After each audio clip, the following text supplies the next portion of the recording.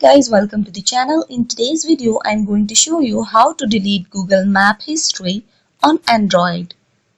So let's get right into it. Open up Google Maps, then go to your profile icon, hit on settings. Now scroll down. Here you will see Maps history. Hit on Map history. Scroll down.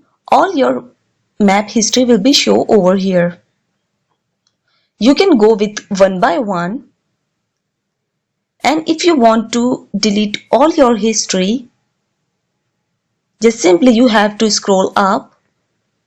Here you will see delete option. Hit on delete, then the pop-up will be visible over the screen. Here you will see all the delete options. So here you will see multiple options. You can go with your right one. And that's it guys, how to delete map history on Android. If this video helped you out, give it a like and subscribe. See you guys in the next one.